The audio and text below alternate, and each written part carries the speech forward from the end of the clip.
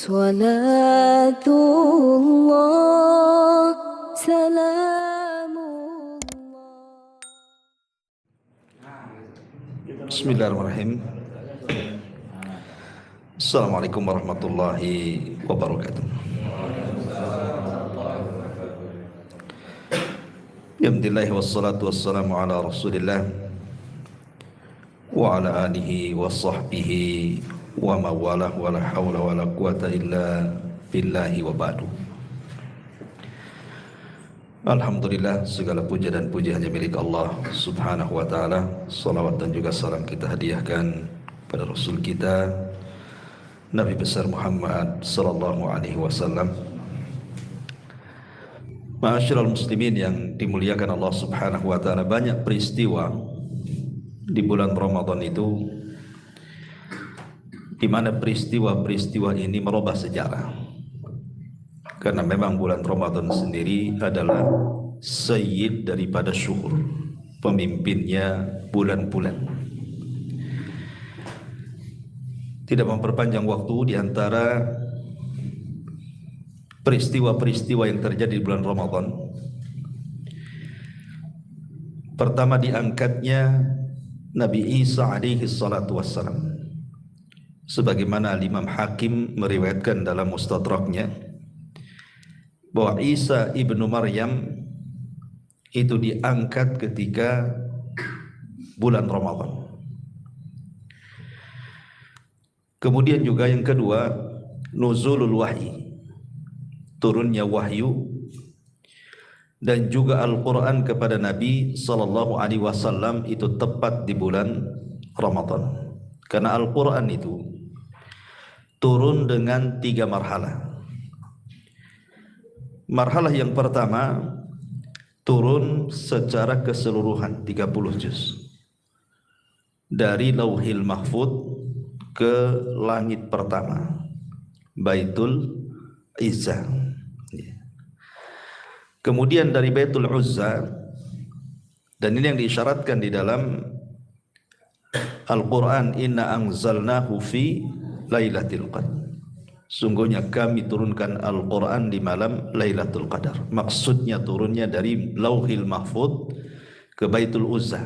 Baitul Uzza itu di langit pertama. Baru kemudian dari Baitul Uzza kemudian disampaikan kepada Nabi sallallahu alaihi wasallam lewat malaikat Jibril.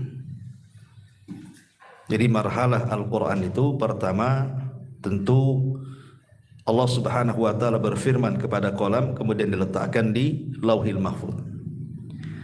Kemudian dari Lauhil Mahfud diturunkan ke Baitul Uzza, dan dari Baitul Uzza baru kemudian turun ke bumi. Bedanya adalah kalau dari Lauhil Mahfud ke Baitul Uzza itu memang 30 juz langsung. Tetapi turunnya kepada Nabi sallallahu alaihi wasallam tidak 30 juz, tetapi diangsur. Ayat turun, satu ayat turun gitu ya, sampai 23 tahun baru rampung 30 juz. Kenapa demikian? Karena disesuaikan dengan peristiwa dan kejadian, dan untuk membedakan kitab-kitab langit sebelumnya. Kalau kitab-kitab langit sebelumnya seperti Taurat, Zabur dan Injil itu kan secara langsung diberikan kepada nabinya, dan sudah ada kitabnya, sudah ada catatannya gitu ya. Tapi kepada Nabi SAW tidak. Jadi kalau ada peristiwa turun satu ayat, ada peristiwa turun satu ayat ya. Lah ayat yang pertama kali turun adalah surah Iqra, surah Al-Alaq ayat 1 sampai 5. Itulah ketika Nabi SAW i'tikaf di Gua Hira. Disitulah ayat pertama kali turun adalah suratul Alaq 1 sampai 5. Kejadiannya di bulan Ramadan. Kapan? Di usia Nabi SAW ketika itu menginjak 40 tahun. Ini peristiwa kedua. Peristiwa ketiga adalah kematian pamannya Nabi SAW, Abi Thalib. Abi Thalib, ada yang mengatakan bahwa beliau meninggal saat bulan Ramadan setelah Amul Hazni. setelah pengepungan orang-orang Quraisy kepada Bani Hashim. Selama 3 tahun kan terjadi pengepungan tuh, diboikot Bani Hashim itu. Lah ketika itu Abi Thalib yang menjamin Rasul, makanya seluruh kabilah Bani Hashim melindungi Nabi, yang mukminnya atau yang kafirnya. Karena kan sifatnya di zaman itu kan kabili, membela kabilah bukan membela agama gitu ya. Lah setelah 3 tahun pengepungan itu terjadi Amul Hazni, tahun kesedihan. Kenapa? Karena di tahun ini tepat di bulan Ramadan, 2 manusia yang dicintai Nabi SAW itu meninggal dunia. Pertama Abu Thalib, yang kedua Khadijah. Ya. Khadijah juga meninggal di bulan Ramadan. Ada yang mengatakan bahwa Abu Thalib tidak meninggal di bulan Ramadan, tapi sebelumnya. Cuman sakitnya itu terjadi di bulan Ramadan, tapi meninggalnya bukan di bulan Ramadan. Tapi Khadijah bintu Khuwailid itu memang terjadi di bulan Ramadan meninggalnya. Kemudian juga di antara kejadian-kejadian ini sebelum hijrah. Kejadian-kejadian ini sebelum hijrah. Adapun setelah hijrah, di antaranya kejadian yang pertama adalah ma'ruf, perang yang sangat besar yang menentukan kemenangan Islam yang disebut dengan perang Badar. Dan itu disebutkan di dalam Al-Qur'an, idza jaa nasrullahi wal fath. Apabila datang pertolongan Allah, maksudnya di Badar dan Fathu Mekah, dua-duanya terjadi di bulan Ramadan. Baik perang Badar ataupun Fathu Mekah itu terjadi di bulan Ramadan. Kemudian juga meninggalnya Fir'aunnya umat ini, Abu Jahal. Meninggalnya Fir'aunnya umat ini, Abu Jahal, pun terjadi di bulan Ramadan. Karena memang meninggalnya di perang Badar, Abu Jahal ini. Kemudian tahun kedua Hijriah, di antara yang terjadi bulan Ramadan adalah meninggalnya putri Nabi SAW, Ruqayyah. Ruqayyah meninggal di tahun kedua setelah terjadi perang Badar. Jadi pulangnya Rasul dari perang Badar, Ruqayyah meninggal. Dan Ruqayyah adalah istri Utsman ibn Affan radhiyallahu anhu. Kemudian juga pada bulan yang sama, pada tahun yang sama, pada bulan yang sama juga, di sini dijelaskan Nabi SAW ba'da audatihi SAW min Badrin mubasyarah, kanat sariyatu qatli Asma binti Marwan allati kanat mimman yu'dhin Nabiy SAW. Terbunuhnya Sariyah. Ya, Sariyah itu berhasil membunuh musuh Nabi SAW yang suka menyakiti Rasul, namanya Asma bintu Marwan, seorang wanita yang suka menyakiti Nabi SAW, juga dibunuh oleh Sariyah Nabi SAW. Itu juga terjadi bulan Ramadan. Kemudian tahun ketiga Hijriah, Fatimah radhiyallahu anha melahirkan Hasan. Jadi lahirnya Hasan ibn Ali itu terjadi di bulan Ramadan juga. Kemudian juga menikahnya Nabi SAW dengan Zainab bintu Huzaimah. Rasul menikah dengan Zainab bintu Huzaimah di tahun ketiga di bulan Ramadan, juga terjadi di bulan Ramadan. Kemudian tahun kelima Hijriah terjadi fitnah besar kepada Aisyah radhiyallahu anha. Aisyah dituduh berzinah dengan Safwan ibn Mu'attil. Kemudian turun ayat tentang berlepas dirinya Aisyah dari perbuatan zina yang dituduhkan orang-orang munafik. Lah turunnya ayat tentang bara'ah, bahwa Aisyah tidak melakukan zina dengan Safwan ibn Mu'attil itu terjadi di bulan Ramadan. Kemudian juga pada tahun ke-6 Hijriah, Nabi SAW mengutus Sariyah Zaid ibn Harithah ke Bani Fazarah, sebagaimana disebutkan dalam Tarikh Ibnu Hisham. Kemudian Nabi SAW mengutus juga Sariyah Ghalib ibn Abdillah. Ini juga di antaranya Sariyah itu maksudnya pasukan yang tidak dipimpin Nabi SAW, Ini dua syariah ini terjadi juga di bulan Ramadan pada tahun ke-6. Kemudian tahun ke-8, tahun ke-8 dari hijrah, di sini terjadi Fathu Mekah, dan itu pun terjadi di bulan Ramadan. Kemudian Nabi SAW mengutus Khalid ibn Walid setelah Fathu Mekah untuk menghancurkan berhala Uzza. Itu terjadi di bulan Ramadan. Jadi Khalid ibn Walid ketika disuruh oleh Nabi SAW menghancurkan berhala, namanya berhala Uzza, itu terjadi di bulan Ramadan juga. Kemudian kembalinya Nabi SAW dari perang Tabuk, dan itu tahun ke-9 Hijriah, ke-9 Hijriah ya, artinya kemenangan Nabi SAW di perang Tabuk itu juga setelah pulang tepat di bulan Ramadan. Dan begitu seterusnya. Ini diantara peristiwa-peristiwa besar, termasuk pensyariatan adzan. Itu juga di bulan Ramadan. Kemudian pembebasan Andalus itu juga terjadi di bulan Ramadan, termasuk juga pendirian Al-Azhar Mesir. Ya, ma'ruf ya, kuliah sana di Al-Azhar Kairo. Itu juga terjadi di bulan Ramadan. Kemudian peperangan Hittin, kemudian pembebasan negeri Antakya, dan begitu seterusnya. Itu terjadi di bulan Ramadan. Ini dari sisi sejarahnya. Taib, saya kira tidak perlu diperpanjang si sejarah. Kita masuk pada pembahasan kita tentang menyongsong bulan Ramadan. Khotib ini muliakan Allah Subhanahu wa taala. Di dalam Al-Qur'anul Karim ada ayat yang masyhur sekali. Kalau kita datang di bulan Ramadan mesti ayat ini dibaca. Saya kira antum hafal. Kalau antum tak hafal berarti tidak pernah menemui bulan Ramadan. Ya ayyuhalladzina amanu kutiba alaikumusiyam kama kutiba alal ladzina min qablikum la'allakum tattaqun. Wahai orang-orang yang beriman, ingat kalimat wahai orang-orang yang beriman, kata Abdullah ibn Mas'ud radhiyallahu anhu. Panggilan wahai orang-orang yang beriman, ini bukan panggilan biasa, tapi ini panggilan kejutan.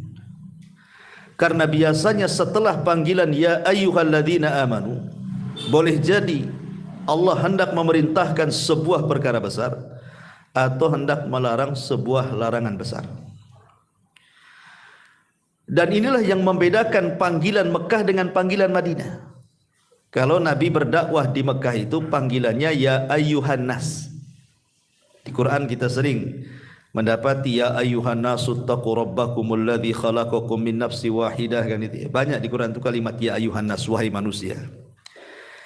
Kalimat wahai manusia dalam Al-Quran biasanya panggilan ini digunakan di Mekah.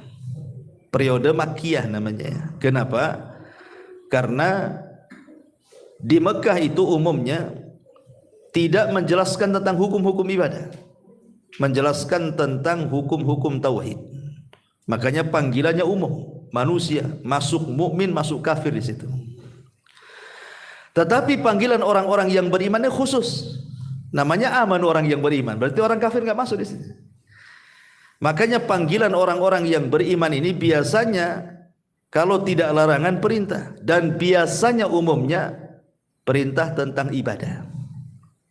Ya ayyuhalladzina amanu idza qumtum ilas shalah. Wahai orang-orang yang beriman, kalau kalian hendak salat, salat ibadah. Kan itu ya. Ya ayyuhalladzina amanu idza nudiya lis salati mi yaumil jum'ah. Apabila dikumandangkan hari Jumat, salat juga kan, hukum-hukum kan, ibadah. Termasuk di sini juga. Ya ayyuhalladzina amanu kutiba alaikumusiyam. Di sini ada perintah puasa. Berarti panggilan ya ayyuhalladzina amanu itu umumnya biasanya perintah soal ibadah, gitu ya. Atau hendak melarang sebuah dosa yang tidak boleh dilanggar oleh kaum muslimin. Di sini Allah mengatakan kalimat kutiba. Kenapa Allah Subhanahu wa taala tidak mengatakan umpamanya dengan kalimat wajib, wajaba? Kenapa mesti kutiba? Atau kenapa tidak wujiba, diwajibkan? Sama-sama artinya, wujiba juga diartikan, kutiba juga diartikan diwajibkan. Jadi sama-sama secara arti sama. Ulama tafsir mengatakan bahasa kutiba kenapa digunakan untuk puasa dan tidak digunakan kepada syariat solat umpamanya kan. Kalau solat kan menggunakan wajib gitu ya, tidak kalimat kutiba. Karena biasanya ibadah yang dimulai dengan kalimat kutiba itu berat dilakukan. Seperti contohnya kutiba alikumul qital, diwajibkan kepada kalian perang. Perang itu berat, ya kan? Tidak semua orang bisa perang kan? Kalau tidak berani nggak bisa dia. Kalau orang pengecut itu berani di awal, dengar bom sudah takut pengen balik dia. Karena perlu keberanian. Lah puasa juga sama. Puasa itu ibadah yang berat. Karena perlu kesabaran masalahnya. Kalau sholat itu 5 menit rampung selesai. Tergantung ayat yang antum baca kan. Makin cepat atau makin pendek ayatnya makin cepat sholatnya kan. Antum baca 3 kul sebentar aja tuh. Dibandingkan dengan lam yakunil gitu ya. Itu yang an-naba itu agak lama tuh. Apalagi Al-Baqarah ya. Sholat itu bisa disetting. Waktunya itu bisa disetting, antum bisa dilamakan, bisa dicepatkan. Tapi puasa tidak bisa antum setting. Puasa itu sudah ada waktunya, ya terbit, mulai terbit fajar sampai tenggelam matahari. Tidak bisa antum setting jam itu. Saya percepatlah jamnya gitu ya, biar cepat jam 6 gitu kan. Atau dilobetkan atau dicepatkan jam, nggak bisa ya, karena sudah ditentukan waktunya. Dan itu berat puasa itu, karena banyak hal-hal yang harus jauhi, tidak boleh makan, tidak boleh minum, meninggalkan syahwat, macam-macam, ya kan? Makanya bahasa Quran menggunakan kalimat kutiba, menunjukkan beratnya ibadah puasa. Kemudian Allah mengatakan kutiba alaikumusiyam kama kutiba alal ladzina min qablikum, sebagaimana diwajibkan kepada umat sebelum kalian. Artinya bahwa puasa itu bukan ibadah kepada umat Islam saja. Sebelum umat Islam sudah diwajibkan puasa. Bahkan rukun Islam itu diwajibkan kepada umat sebelum Islam. Sudah ada rukun Islam itu kepada sebelum Islam, baik syahadatnya, sholatnya, puasanya, zakatnya, hajinya, semua ada di umat-umat sebelum Islam, termasuk juga puasa. Cuman kan ada perbedaan tentu dari segi cara ya. Sebagaimana Rasul mengatakan bahwa perbedaan puasa kita dengan puasa ahli kitab itu dimakan sahur. Artinya kan mereka puasa, kita juga puasa, cuman bedanya dimakan sahur gitu saja. Kita ada makan sahur, mereka tak ada makan sahur. Makanya nanti saya akan jelaskan tentang fadilah sahur itu yang luar biasa. Kenapa umat Islam itu sampai disyariatkan sahur? Salah satunya untuk menyelisihi orang-orang ahli kitab. Ya. Kutiba alaikumusiyam kama kutiba alal ladzina min qablikum la'allakum tattaqun. Tujuan puasa itu Allah Subhanahu wa taala akhiri dengan kalimat takwa. Allah tidak mengatakan kenapa kalian puasa supaya kalian lapar, tidak. Supaya kalian haus, tidak juga. Supaya kalian merasakan orang-orang susah itu tidak makan, tidak minum, tidak juga. Tapi Allah akhiri dengan kalimat takwa. Supaya kalian takwa. Takwa itu di mana? Takwa itu di hati. Kata Rasulullah SAW, at-taqwa hahuna. Takwa itu di sini. Kemudian wa yushiru ila sadri, dia mengisyaratkan ke jantungnya. Disinilah takwa. Berarti dari sini bahwa puasa itu bukan hanya sekedar mempuasakan badan, tapi ada yang lebih daripada itu, puasa hati. Ya, karena kalimatnya takwa di sini, dan takwa itu di hati. Berarti puasa itu ada 2 macam. Ada puasa hati, ada puasa badan. Dan puasa hati itu jauh lebih mulia dibandingkan puasa badan. Puasa hati itu jauh lebih mulia dibandingkan puasa badan, karena yang menentukan pahala dan tidaknya puasa badan itu adalah puasa hati. Makanya orang yang sedang berpuasa, kata Rasul, kemudian ada orang yang mengajak bertengkar, apa kata Rasul? Tinggalkan, katakan kepada dia, ini mru'un shaim, maaf saya puasa. Ya kan? Supaya menjaga hatinya di sini. Jangan dilayan gitu ya. Tapi titik sampai di sini, jangan dikasih koma. Nanti habis buka. Jangan. Itu masalah itu ya. Di sini ikhwatul fillah muliakan Allah Azza wa Jalla. Pertanyaan, kenapa puasa itu membuahkan takwa? Ini penting kita bahas ya. Ya, kenapa puasa itu bisa membuahkan takwa itu kenapa? Ya. Ma'asyiral muslimin yang dimuliakan Allah Azza wa Jalla. Puasa itu adalah menghindarkan seseorang dari berbagai macam syahwat. Jadi orang yang berpuasa itu kan tidak makan. Kita tahu bahwa syahwat itu yang menguasai manusia. Pertama urusan makan minum. Urusan makan minum. Kemudian tidur. Kemudian mukhalatatun nas. Ngobrol dengan orang gitu ya, berkawan dengan orang, ya. Kemudian syahwat. Syahwat kemaluan. Ini syahwat, ya.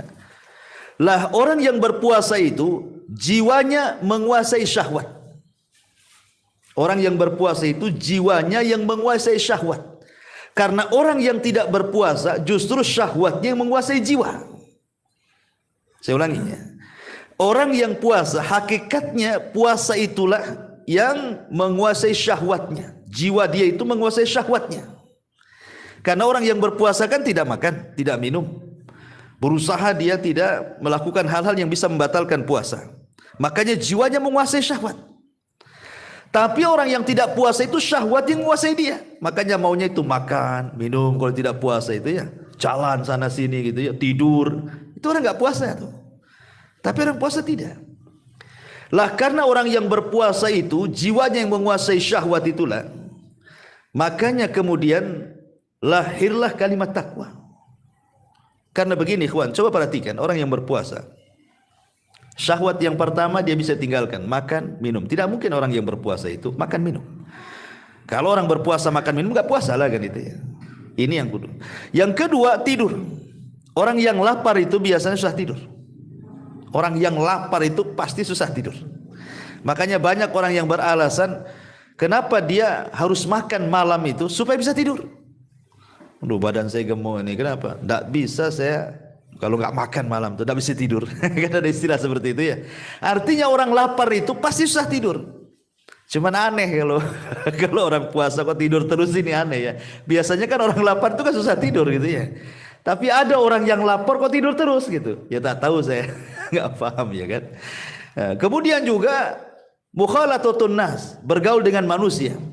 Orang puasa kan malas bergaul manusia, apalagi siang-siang diajak main. Ayo kita keluar panas-panas gitu kan, nggak akan mau. Orang yang berpuasa itu cari yang teduh biasanya.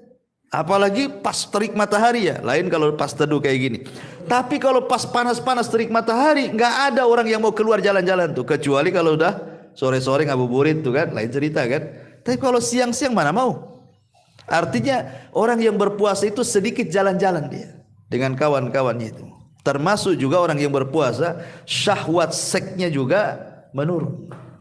Sehingga betul-betul hawa nafsunya itu dikuasai. Ya. Karena begini ikhwan, musuh manusia itu di bulan Ramadan itu semua bisa dikalahkan di bulan Ramadan itu. Pertama musuh manusia apa? Syahwat. Yang kedua syubhat. Ya. Dari mana timbulnya syahwat? Dari hawa nafsu. Dari mana timbulnya syubhat? Dari setan. Dua-duanya bisa dikalahkan di bulan Ramadan. Dengan cara apa? Kalau dengan hawa nafsu jelas tadi dengan cara puasa kan. Puasa kita bisa mengalahkan hawa nafsu. Karena orang yang berpuasa itu jiwanya mengalahkan nafsunya. Karena dia tidak makan, tidak minum, tidak berhubungan seks dan begitu seterusnya. Ya. Adapun syaitan di bulan Ramadan diikat. Nabi SAW yang mengatakan, "Idza ja'akum Ramadan, futihat abwabul jannah wa ghuliqat abwabun niran wa suffidati syayatin." Apabila datang bulan Ramadan kata Rasul, maka dibuka pintu sorga, ditutup pintu neraka, diikat pula setan. Jadi geraknya setan itu sudah tidak leluasa di bulan Ramadan. Ditambah-tambah malamnya kita tarawih. Dan sholat tarawih itu dibacakan Quran di situ. Waktunya kita harusnya tidur, tahu-tahu sholat. Mau tidak mau kita sholat, ya kan? Dan di situ setelah tarawih kita juga tadarus kadang-kadang. Dan salah satu fungsi Al-Quran itu apa? Bisa mengusir setan. Makanya Rasul mengatakan siapa yang membaca surah Al-Baqarah di rumahnya bisa menghindarkan setan kan? Lari setan dari rumah kita. Jadi kalau seandainya siang dengan puasa kita bisa mengalahkan syahwat, kalau di malam hari dengan qiyamul lail dan qiraatul Quran kita bisa mengalahkan syaitan. Makanya musuh di bulan Ramadan itu dua-duanya bisa dikalahkan. Disitulah kenapa puasa itu melahirkan takwa. Ditambah-tambah kita tahu bahwa puasa itu terkandung 3 kesabaran. Puasa itu terkandung 3 kesabaran. Sabar ketika melaksanakan ketaatan, sabar ketika meninggalkan kemaksiatan, dan sabar kepada qada dan qadar Allah Azza wa Jalla. Tiga-tiganya ada di puasa. Ya. Pertama, sabar ketika melaksanakan ketaatan. Ya harus sabar puasa. Allah yang perintahkan puasa, ya sabarlah mulai terbit matahari sampai terbenam matahari. Kita sabar untuk melaksanakan puasa, jangan sampai dibatalkan. Kemudian yang kedua, sabar ketika meninggalkan kemaksiatan. Karena orang yang berpuasa tadi, dia tidak akan maksiat dengan Allah. Ketika Allah mengatakan jangan makan, dia tidak akan makan. Jangan minum, tidak akan minum. Jangan melakukan hubungan, tidak akan melakukan hubungan. Apalagi kemudian puasa sendiri kata Rasulullah sebagai junnah, benteng dia dengan neraka. Artinya orang yang berpuasa itu tidak mungkin maksiat. Tidak mungkin maksiat orang yang berpuasa. Dari sini ada kesabaran ketika menjauhi kemaksiatan kepada Allah Azza wa Jalla. Kemudian rasa lapar, rasa haus yang kita rasakan di bulan Ramadan itu bagian qada dan qadar Allah. Itu sudah takdir, orang enggak makan ya lapar. Takdirnya kan begitu. Kalau orang enggak minum ya haus, itu sudah takdirnya seperti itu. Ya. Makanya harus sabar dengan takdir Allah itu. Makanya di sini kita katakan bahwa sedemikian indahnya puasa karena terkumpul kesabaran di dalamnya. Sabar ketika melaksanakan ketaatan, sabar ketika menjauhi kemaksiatan, sabar dengan qada dan qadar Allah Subhanahu wa taala. Makanya sebagian para ulama ketika mentafsirkan ayat wasta'inu bis-sabri was-shalah. Wasta'inu bis-sabri was-shalah. Mintalah pertolongan Allah dengan sabar dan juga dengan salat. Sebagian ulama mengatakan maksud sabar di sini artinya puasa. Ya, mintalah pertolongan kepada Allah dengan puasa gitu maksudnya, dan dengan salat. Ya. Kenapa ditafsirkan as-sabri di sini puasa? Karena puasa itu melahirkan sabar dan salat itu melahirkan syukur. Dan dua sifat ini yang paling banyak orang memasukkan ke surga. Sabar dan syukur. Bahkan dua sifat inilah yang menjadi penyebab kebahagiaan manusia sebagaimana disebutkan oleh Syekh Muhammad bin Abdul Wahab dalam muqaddimah kitab Qawaidul Arba. Di antara 3 kunci kebahagiaan, apabila ditimpa musibah sabar, apabila dikasih nikmat syukur, apabila berdosa dia istighfar. Jadi 2 kunci kebahagiaan, salah satunya sabar dan syukur. Sabar terlahir dari puasa dan syukur terlahir dari solat. Makanya ketika Nabi SAW solat malam, kemudian kakinya sampai pecah-pecah tuh, Aisyah kan bertanya, sudahlah Rasul, cukupkan saja yang wajib-wajib katanya kan. Tidak usahlah kemudian, kau ini sudah sepuh, sudah tua, lihat kakimu pecah-pecah gitu ya. Maksudnya Aisyah radhiyallahu anha itu pengen Rasul memperbanyak istirahat karena sudah tua. Maka Rasul SAW mengatakan di hadapan Aisyah ummul mukminin, afala akunu abdan syakura. Hei Aisyah, salahkah aku menjadi hamba yang bersyukur? Dari sini kita tahu solat malam melahirkan syukur karena Rasul yang mengatakan seperti itu. Ya. Adapun puasa melahirkan sabar karena tadi saya katakan dalam puasa itu terkandung 3 kesabaran tadi. Ya, sabar ketika melaksanakan ketaatan, sabar ketika menjauhi kemaksiatan, dan sabar dengan takdir Allah dan qadanya. Makanya puasa terlahirlah kalimat sabar. Dan dari sini kita tahu bahwa puasa adalah ibadah satu-satunya seorang hamba imtithalu awamirillah. Paling cepat seorang hamba melaksanakan perintah Allah itu hanya ada di puasa. Ya. Ditambah-tambah puasa ini adalah satu-satunya ibadah dari ibadah-ibadah yang lain yang memungkinkan ikhlas. Kalau solat kan nampak gerakannya, solat kan nampak takbiratul ihramnya, nampak kan, rukunya nampak, bacaan Qur'annya kedengaran, keindahan baca Qur'annya pun terdengar. Dari takbir sampai salam nampak solat itu. Zakat nenteng harta nampak. Haji apalagi sebelum haji sudah kenduri, makin nampak lagi kan gitu ya. Karena ada kendurinya biasanya ya. Belum lagi nanti di pesawat selfie lagi. Nanti sampai di Jeddah selfie lagi. Lempar jumroh minta diselfiekan sambil lempar gitu ya. Jadi nampak, tapi puasa kalau tidak bicara Anda sedang berpuasa, orang tidak tahu. Pamannya puasa Senin Kamis nih. Hari Senin atau hari Kamis. Antum berdua, yang satu puasa, yang satu tidak. Kalau yang satu tidak ngomong saya sedang berpuasa, tidak tahu kawan sedang berpuasa. Dari mana tahunya bahwa dia sedang berpuasa? Oh Ustaz, karena banyak meludah. Bisa saja sariawan, ya kan? Oh mungkin itu agak pucat, ya mungkin lagi sakit. Nggak bisa. Apa tanda-tanda orang puasa? Coba apa? Nggak ada. Lah karena tidak ada tanda-tanda orang yang berpuasa menunjukkan satu-satunya ibadah yang paling ikhlas itu ibadah puasa. Asal jangan ngomong saja. Kalau sudah ngomong ya lain ceritanya. Ya, Afwan saya puasa, itu udah tahu orang. Tapi kalau kita diam saja, mana ada yang tahu? Nggak ada yang tahu. Sampai ada seorang ulama tuh, dia 40 tahun puasa, keluarganya nggak tahu. Dia kerja di pasar, ulama ini. Jadi kalau dia pagi, keluarganya membuatkan sarapan, tidak dimakan di rumah, alasannya dimakan di pasar. Kemudian sampai di pasar di tengah jalan, dia sedekahkan tuh makanannya. Kemudian dia pulang sore, waktu maghrib, barulah dia makan. Selama 40 tahun keluarganya nggak tahu kalau dia puasa. Coba bayangkan. Ya, karena puasa itu satu-satu ibadah yang memungkinkan orang itu untuk ikhlas, gitu maksudnya. Makanya kenapa kemudian puasa ini melahirkan ketakwaan tadi. Melahirkan ketakwaan karena yang memungkinkan tadi, karena ada keikhlasan. Ya. Ini diantara bicara tentang puasa. Taib ma'asyiral muslimin yang dimuliakan Allah Azza wa Jalla. Adapun keistimewaan puasa itu sendiri dijelaskan di beberapa riwayat. Pertama, hadis qudsi yang dikeluarkan Imam Bukhari, Nabi SAW mengatakan as-saumu li wa ana azzibihi. Puasa itu untukku dan aku yang akan membalasnya. Saya kasih gambaran begini. Kenapa puasa itu disembunyikan pahalanya? Sampai-sampai Rasul mengatakan puasa itu milikku. Kalau yang lain milik kalian. Salat milik kalian, puasa milik kalian. Karena nominalnya sudah jelas pahalanya. Karena ada pahala itu yang satu pahala 10 kali lipat pahalanya. Ada yang satu amalan itu dapat 10 pahala. Ada yang satu amalan dapat 700 kali lipat pahala, gitu ya. Kan banyak, ada yang sampai 20 pahala, macam-macam lah.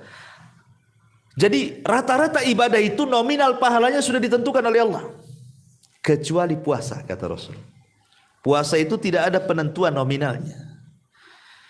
Berapa-berapanya kita tidak tahu puasa itu. Hanya Allah yang tahu.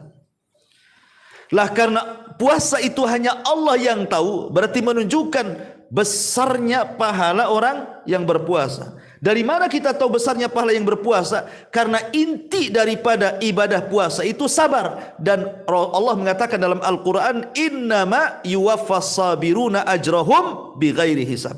Allah cukupkan pahala orang yang sabar itu tanpa batas. Artinya puasa, pahala orang yang berpuasa itu tanpa batas. Saya logikan begini. Nanti pada hari kiamat, ketika manusia berhasil melintasi titian siratal mustaqim, manusia ini sudah melewati titian siratal mustaqim. Kan tidak ada yang melintasi seperti kilat atau sudah sampai di ujung gitu ya. Ada yang seperti kuda balap, ada yang seperti lari kencang, macam-macam. Ada yang jatuh ke jahanam gitu. Tetapi di ujung titian itu, di situ ada namanya kontoro. Kontoro itu padang yang sangat luas sekali. Disitulah manusia terhenti. Padahal depannya pintu sorga. Disitulah terjadi yang disebut dengan muflis, kebangkrutan umat Islam. Kenapa? Karena di satu sisi membawa pahala, di sisi lain membawa dosa. Di situ terjadi barter pahala dan dosa. Dulu kau mendolimi saya. Mana pahalamu? Akhirnya diambil pahalanya. Ketika sudah tidak ada pahala lagi, datang juga orang yang mendoliminya dan mengatakan, mana pahalamu? Kau juga mendolimi aku. Kata dia, aku tidak punya pahala lagi. Sudah habis. Oke, nggak apa-apa. Aku punya dosa, ambil dosaku kepadamu. Ini kan bangkrut namanya kan. Sudah habis pahalanya, nanggung pula dosa orang. Kalau dalam bahasa berbisnis itu modalnya habis, utang pula numpuk gitu maksudnya. Ya. Maka orang seperti ini sebenarnya harusnya sudah nggak ada lagi pahala yang diperjuangkan untuk masuk ke dalam surga. Otomatis dia harus balik lagi kan ke jahanam. Lah ada orang-orang yang ketika sudah ludas pahalanya karena dikasih-kasihkan orang itu, tiba-tiba ketika dia sudah putus asa dan dia akan masuk ke dalam jahanam, Allah datang kepadanya dan mengatakan, engkau masih punya pahala banyak. Kemudian Allah menunjukkan pahala puasanya. Ini loh pahalamu, masih banyak. Gitu ya. Inilah yang dimaksud hadis Nabi, as-saumu li wa ana azzibihi. Puasa itu milikku kata Allah. Aku yang akan membalasnya. Ya, jadi puasa itu penolong jadinya kan. Yang harusnya dia masuk jahanam enggak jadi. Karena ada pahala yang tersembunyi dari puasa. Makanya dari sini Nabi SAW bahwa puasa itu adalah syafaat bagi para pelakunya. Salah satu fungsi daripada puasa itu sebagai syafaat. Dia penolong. Saat dia sudah tidak punya pahala lagi, rupanya Allah datang dengan pahala puasa, itulah yang akan jadi syafaat dia. Sehingga tak jadi masuk neraka, Allah masukkan ke dalam surga dari pintu khusus yang disebut dengan Rayyan. Pintunya orang-orang yang berpuasa. Ini satu riwayat. Kemudian riwayat yang kedua tentang puasa. Hadis dari yang dikeluarkan Imam Muslim, Nabi SAW mengatakan as-salawatul khamsu wal jum'atu ilal jum'ati wa ramadhanu ila ramadhan mukaffiratum ma bainahunna idza ijtunibatil kabair. Salat 5 waktu, maksudnya dari duhur asar ke maghrib, maghrib ke isya, isya ke subuh, subuh lagi ke zuhur gitu ya. Atau dari Jumat ke Jumat berikutnya, atau Ramadan dari Ramadan berikutnya. Jadi kalau Ramadan tahun kemarin betul-betul kita berpuasa, kemudian Ramadan tahun ini kita pun betul-betul puasa, ini 1 tahun antara 2 Ramadan ini, maka ini bisa menggugurkan dosa-dosa kita selama kita berusaha menjauhi dosa besar. Selama kita masih berusaha menjauhi dosa besar. Dari sini kita tahu bahwa kebanyakan amalan bulan Ramadan, kebanyakannya, hampir amalan-amalan pokok di bulan Ramadan itu intinya menggugurkan dosa. Sebutkan amalan inti Ramadan, puasa, taraweh, gitu kan, malam Lailatul Qadar. Kan ini inti daripada Ramadan kan, puasa, taraweh, Lailatul Qadar. Ya. Nabi SAW mengatakan di 3 riwayat, man soma Ramadanan, wa fi riwayatin man qama Ramadanan, wa fi riwayatin man qama Lailatul Qadrin, imanan wahtisaban, ghufira lahu ma taqaddama min dhanbi. Barang siapa yang berpuasa di bulan Ramadan, dalam riwayat barang siapa yang sholat tarawih di bulan Ramadan, barang siapa yang dalam riwayat menghidupkan malam Lailatul Qadar, penuh iman dan mengharap pahala Allah, maka Allah akan ampuni dosa-dosanya. Makanya kenapa Ramadan disebut Ramadan? Ramadan itu diambil dari 3 huruf, Ra, Mim, Dot. Ramadan, ya. Dan Ramadan itu diambil dari Ra, Mim, Dot. Ramdo itu artinya membakar. Ramadan itu artinya pembakaran. Ya. Apa yang dibakar? Selain memang Ramadan itu kan musim panas kalau di sana. Kalau di sana kan Ramadan musim panas gitu ya. Yang dimaksud Ramadan secara istilah artinya karena dia membakar dosa-dosa anak Adam. Jadi disebut Ramadan itu karena bulan itu bulan pembakaran dosa. Kenapa disebut pembakaran dosa? Karena ibadah-ibadah vital di bulan Ramadan itu semua manfaatnya menggugurkan dosa. Seperti tadi yang riwayat yang saya sebutkan kan, siapa yang berpuasa, siapa yang sholat malam, siapa yang menghidupkan Lailatul Qadar, penuh iman dan mengharap pahala Allah, Allah ampuni dosa-dosanya. Makanya celaka dan binasa orang yang masuk Ramadan, keluar Ramadan 1 dosa pun tidak diampuni. Itu masalah. Sebagaimana Rasul pernah naik ke atas mimbar, ya, kemudian amin, naik lagi, amin, naik lagi, amin. Kemudian Rasul berceramah. Kemudian turun dari mimbar setelah berceramah, sahabat kemudian heran dengan aminnya Rasul ketika di awal naik mimbar. Sahabat mengatakan, alama amanta ya Rasulullah. Rasul kau tadi mengaminkan apa gitu ya? Kami tak dengar doa. Asik kok amin, amin, amin. Amin kan harus doa kan gitu. Amin berarti ada doa yang dibaca Nabi. Sahabat tak dengar. Makanya sahabat mengatakan, Rasul kok doa apa tadi? Kok naik atas mimbar kok amin 3 kali? Maka Rasul menjelaskan, adapun tadi Jibril datang kepadaku saat aku naik mimbar. Dia minta diaminkan doanya. Ku aminkan. Salah satunya Jibril meminta diaminkan doanya adalah ragima anfu rajulin adraka Ramadan falam yughfar lahu min dunubi. Celaka dan binasa orang yang masuk Ramadan 1 dosa pun tidak diampuni.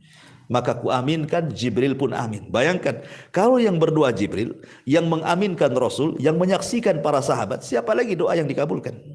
ya kan? Maka binasalah orang-orang yang masuk Ramadan, satu dosa pun tidak diampuni.